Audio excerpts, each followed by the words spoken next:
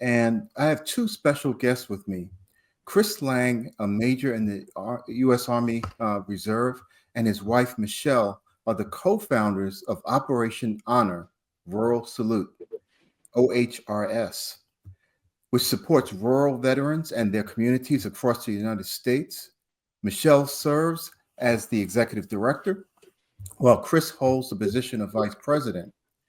Through partnerships, events, and online platforms, OHRS connects veterans with vital services such as real estate assistance, business support, healthcare, and career opportunities. By fostering a strong sense of community and leveraging the skills of veterans bring to the table, OHRS is committed to empowering both veterans and rural America, ensuring they thrive together. Operation Honor Rural Salute, a nonprofit organization, was born from their personal struggles when Chris, after 8 years of active duty service, confronted a difficult transition out of active duty Army life. Navigating a lack of resources in rural America put a strain on their family and marriage, but it also inspired their mission and their striving to make sure that this does not happen to other veterans in rural areas who sometimes feel forgotten. Michelle also has a deep understanding of rural communities shaped by her upbringing in small town Pennsylvania. Together, they're on a mission to connect rural veterans to the community, resources, and opportunities they've earned. And today's discussion is going to center around OHR's Operation Honor Rural Salute mission, programs, and services. Welcome, welcome, welcome. I am so happy to have the two of you on. Thank you, first of all, for your service, both of you, to the nation and also to the rural communities. My father actually grew up in Altoona, Pennsylvania. So I had the chance of going up and down those hills quite a few Yeah. times. And Yeah, you went to college in Altoona for a little bit. Yep. Yeah, I was at Altoona campus for Penn State. For Penn State, hey, that's good. Actually, I was the director for the Illinois Department of Public Health for some time, and the rural communities always were something that beckoned me, to go and visit them. We have 102 counties and 94 local health departments. So I actually made it my business to go out and visit each one of them.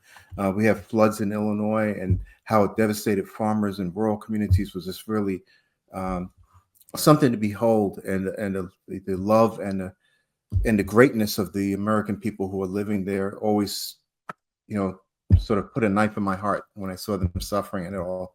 Mhm. So I'm going to turn this over to you, two of you, and see, how you would like to proceed about describing this. I went on, online to look at your website, and, empowering rural veterans, building thriving communities was, one of the statements is there. But you had a lot of services there, with organizations, community resources, events. I was really, and podcasts and other things, but I was really amazed at all the dimensions you have, that it's kind of a wide reaching effort. So why don't we start it off? Who wants to start off? Well, I guess this is my lane. I'm the talker about this. Chris will talk your ear off about any random fact you ever want to know. Usually in the office, his nickname was John Tesh. So, but yeah, we do have a lot of programs. We're trying to really focus on our resources in our community right now, and just really get those strong and off the ground while we build these other things in the background, because we just think it's really important that we have really reputable and a specifically curated database that I can reach into and say, if you're a rural veteran, I already know these people, I already talked to them, they can serve you.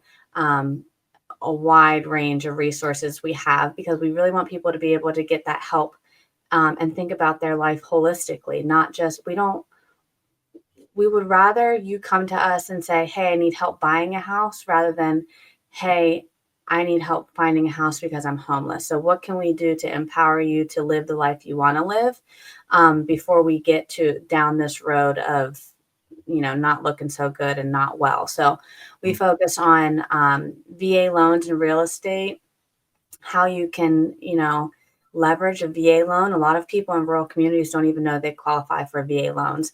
And a lot of real estate agents don't even know how VA loans work or a mortgage lender to refer them to. So there's an education piece there, an education piece with what financial benefits are available to veterans, how they can make their money work for them. Holistic resources, if you need some, in-person group support, we have a lot of great resources for, we have one that they'll take you out to Utah and do a whole workup for you, mental health, hyperbaric oxygen therapy, really cool stuff like that. Mental health resources, entrepreneurship. There's so many things that rural veterans can take advantage of on the resource library page, but there's also a lot of issues that people need to talk through, which is why we have our community page where people can talk to each other. A lot of people say there's no help available for me. They'll look at resources and say, no, I've tried resources before. They don't help people like me. And then you go into the community and you talk to somebody that has used them. Well, now that word of mouth is worth its weight in gold, and they're going to go check it out. So really trying to reach through the skepticism and some of the moral injury that people have faced whenever they've, had bad experiences with the VA or bad experiences with other resources, because there's a lot of really good work being done out there right now. We're just trying to create a path for people to see that. Yeah, whenever we started this thing, like the idea was in the beginning just to gather as many resources as possible. And that's kind of the idea of the veteran help point. So pretty much everybody in the Army has been through an SRP where you show up and, you're ready to deploy. And it's like, okay, you go to that station, you need to do finance, you go over there. And that was sort of like my overarching idea, almost like a logistics supply point. It's like, okay, so you guys need that class. And, but yeah, so if we had everything that we could, just get underneath and, all right, whatever this dude needs, all right, so physical health isn't that great. We got, physical therapists that we could direct them to, mental health, which helps. It's one of the nice things about, working with this resource finding thing is using them myself. Right. But so it was just the idea of getting that sort of logistical point. And, I'm from small town central Pennsylvania as well. I'm from a little bit north of her in Huntington. And so like both of us sort of realized that all the people that we knew in smaller areas, like it seems like a resource desert, but it's really not. There's stuff out there, just nobody knows about it. Yeah, fantastic. Yeah, and as you were speaking, you really, triggered some memories. When I went up to Iraq a couple of times, and I was thinking about, if you need boots, here are your boots. If you need, flight gear, here's your flight gear. Do you need this? And everything was really well orchestrated. And why we don't have something similar to people re-entering our communities is really astounding to me. So I really applaud you on that, that vision. And usually that comes from strong emotions too. So I know there were some things that you had to overcome, just reintegrating and looking at things. So maybe you can talk a little bit about that, because many people out there have the same things they're going through, and they think they're in isolation. They think, oh, this only is happening to me, but it's not. Yeah, it's weird going from everything being so, I don't know. My joke is like every day in the military is a donza, because there really is no such thing as scheduled activities. We're all just putting out fires. But you know what you're going to be doing that day for the most part. You know what you're going to wear. You generally know what you're going to eat if you're using DFAC. It's a lot less controlled, and it's the Wild West. And my brain definitely was not ready for it. I already had, a lot of issues, before I came into the military, that some of those surfaced while I was, serving. And I did not do well as a civilian, which is why I'm back in what you call it now on ADOS orders at USACAPOC, United States Army Civil Affairs and Psychological Operations Command. Oh, right. Okay. But like what she was pointing out with our community, that sometimes like you just want to talk to somebody else that gets it, like somebody else that has been through it. Whenever I was doing the TPU thing in the reserve, and I was just going in, to my civilian job every day, and then only into the reserve once a month. The guys at the break room started to be like, man, your stories are all really depressing. And I realized a lot of them, it just didn't occur to me. So stories that I would tell about, like really great friends that I would make. And they're like, yeah, but he didn't make it back. He stepped on a toe popper his last deployment. And they're like, oh, holy crap. First off, explaining to them what that meant. And then, like, wow, you said that with a really calm face. I'm like, that's the reality, man. Like, we don't all make it back. And today I saw a hilarious video of some guys. It was early Iraq. They were still wearing the chocolate chip uniform, and their gunner in their vehicle pretends like he just got hit by sniper fire, and just he drops in. Everybody in the Humvee starts freaking out until they realize that he was messing with them, and then everybody's laughing. It's like, it's that dark sense of humor that you share with other vets, and it's kind of off-putting to some. But yeah, it's very abrasive and shocking. If you are not used to being in the military community, it's very difficult to relate. Even my friends, like as a military spouse, like we would just be talking, and I think one time I was telling them about like some things that were happening just in the world that they weren't aware of. And they were like, how do you know this and like go to sleep at night? And it's just like, well, that's like, this is just kind of our life. I sleep fine. I mean, I don't know. You just get used to this level of stress and then this level of control, and also not having control at all, because you know that the military is going to take care of your finances. If your paycheck is messed up, they're going, you can go talk to a financial officer, you can go talk to JAG, you can go to this shop, and get your questions answered. But whenever you get out into the civilian life, like you're just stripped of your identity. And I know that he really grieved his service in a way that I did not anticipate, nor did he. So it was really going through those phases of grief whenever he first got out. And it was really like a light switch turned off. Like it just flipped a switch, how he was just different. Like, okay, reality is set in, he's gone. And we didn't get along. We didn't really like each other. And I thought we were going to get divorced at one point. So it was. And we had border. And yeah, it was rough. He signed up for a deployment without telling me. Yes. Live and learn. Life's a journey. We were not in a good place, but it was. And he has trouble with the VA too. And knowing what we know now is like we should have just advocated differently. And then I got him in with a therapist who did not have any military veteran background. And so that like made it worse. Yeah. Just being totally feeling like you can't be related to. Yeah. But he leaned on his veteran community. And I think it really was, our neighbor was getting evicted. He was a Vietnam veteran. He was getting evicted, and we had to like tap into the veteran community to figure out how to get him housed so he would not be homeless. And getting him plugged back in, talking to people, and getting him back into service, and then talking about his experiences, what helped. I know not everybody wants to go back into service, which is why it's very, very important to have your community to talk to. Yeah, I think one of the only reasons that I made it through that was my first sergeant, who's now Sergeant Major Jeremy Stifler. So I came from 10th Mountain Division. I spent 6 winters up there. Okay. Yeah. It's I mean, we train hard, like pretty much all the freaking time. And I went from active duty infantry to reserve logistics.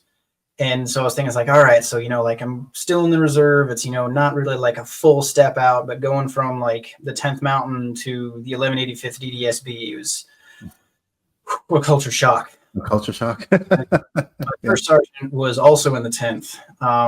And he, was another infantry first sergeant, and he was able to sort of like, hey, sir, this isn't the same environment. We're not deployed right now.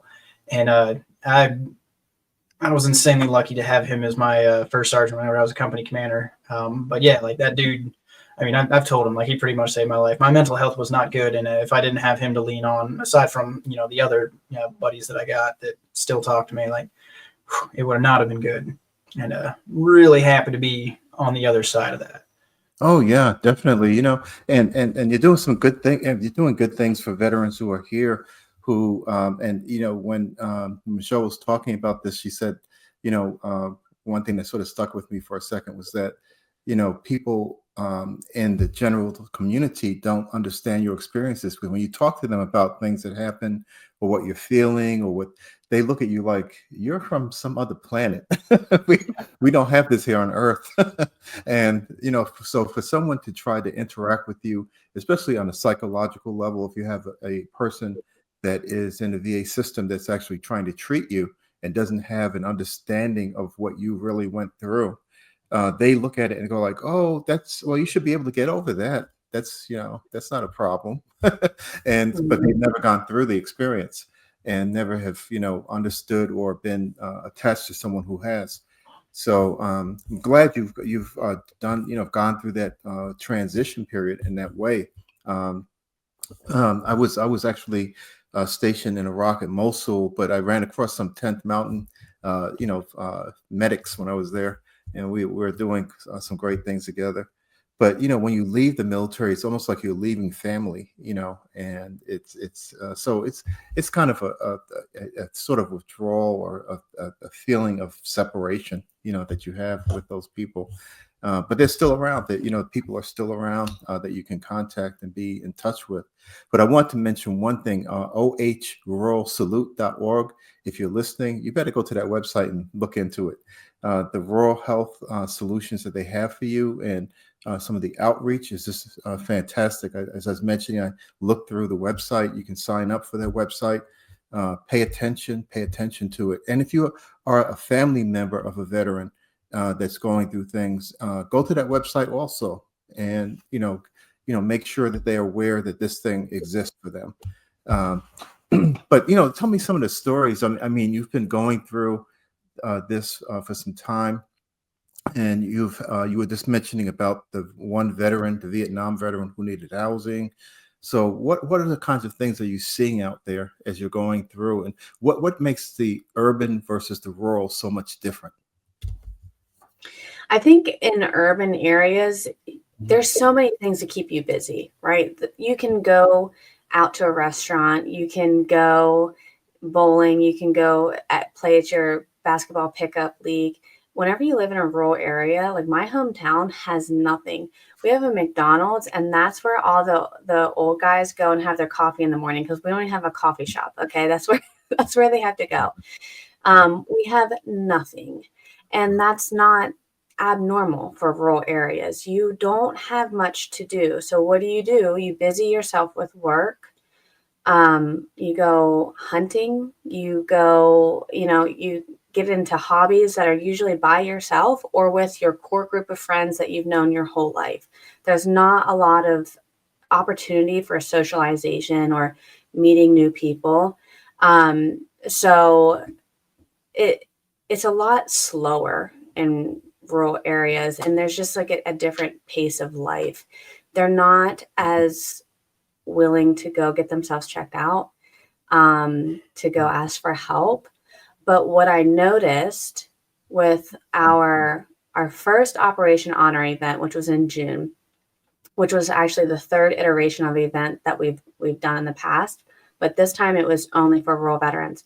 What I noticed, whenever I had all the resources there for veterans, craft vendors, everything, veterans went to these veteran resources. They were serious about getting help. They were serious about using them. They were serious about wanting to thrive. And it's like they're workers. They're willing to do what it takes to make their life better, to get the help that they need, or help that they've earned. And so whenever you put them in front of these resources with a real face, with a real person that is willing to help them, they take initiative and they're going to go do it.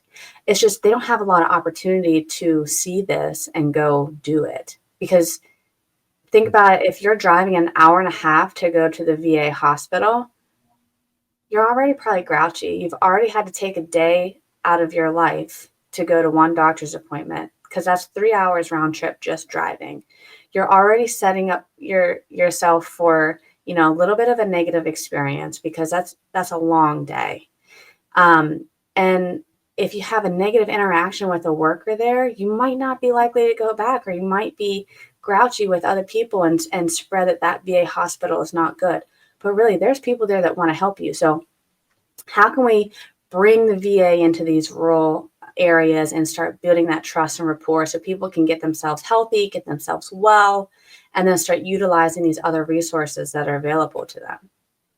Yeah, because these are some of the greatest Americans we have, right? I mean, for you to put your hand up and take an oath to defend a nation, and the geopolitics aside, that's all for the American citizens to figure out, through public, rallies and debates and discussions, and that's the course they set. They set the moral compass for the country. But when you're serving the nation, you're actually putting your life on the line, and you're saying that this is so deeply significant for this country to have this level of protection, that I will put myself in between you and the enemy in order to have this nation survive. So it's a very, very deep commitment. And I think when people are coming back, what people need to know in the country is that that they are human beings too. They were your sons and daughters. They went into service to serve you, and to make sure that they get the appropriate care and the love they need. I actually joined because of the Vietnam veterans coming back. I just did not like the way they were being treated.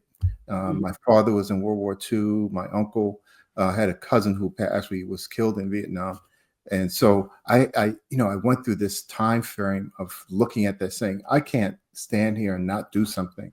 So, it's an award in a VA hospital. And I said, this is enough. And 2 weeks later, I went and signed up while I was in medical school. And, one of my, the person who signed me up for it, every time I see him, I, take his hand, and it's like, I go like, "Sss," and he goes like, what's that? And I said, that's the sound of, shaking the hand of the devil. He was my recruiter. That's why he always laughs. but luckily it was I met some of the greatest people in the world by being in the military, and will always cherish that.